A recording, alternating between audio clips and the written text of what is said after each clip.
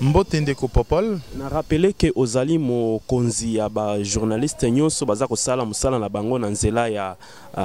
internet. Awa lelo yaki kokutana na mokonzi ya communication et média, mokonzi na biso Lambert Mende. Masoloni ni bobeta kina ye oyo koki ko intéresser bana mboka. Merci d'abord na ndekonanga Popol na yo pe na RTNC au chaîne place ozali ko travailler pour l'occasion malamu bopesi biso ya kosolana ba congolais. Lelo ezalaki moment moko il fallait to solola na mwana mboka Lambert Mende ministre à communication et médias parce que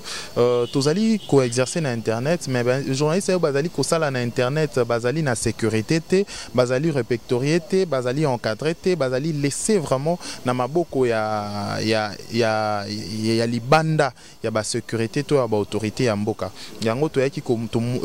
répondre à l'invitation ya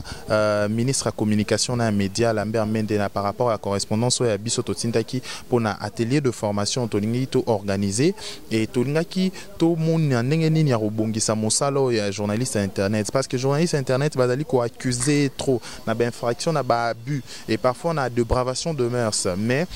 ko funda eza bien mais ko luka solution ezali kitoko mingi koleka yango biso to apporta solution à organiser ko forme et ko sala association ya union de journalistes à internet pour ko former ba journalistes ko permettre ba journalistes pe ba droit na ba devoir na bango et en même temps ba journalistes baza na libre expression et ezali important et yango to yaki lelo komona ministre à communication na média par le biais okuta na ekoyeba ndenge nini tokosala et surtout pona komona ndenge nini to organiser atelier de formation aux alliés importants parce que koyeba ko recycler pe koyeba ko tia bango na mise à niveau moko eurozala important biso ba journaliste tozali ko exercer na internet ensemble na union de journalistes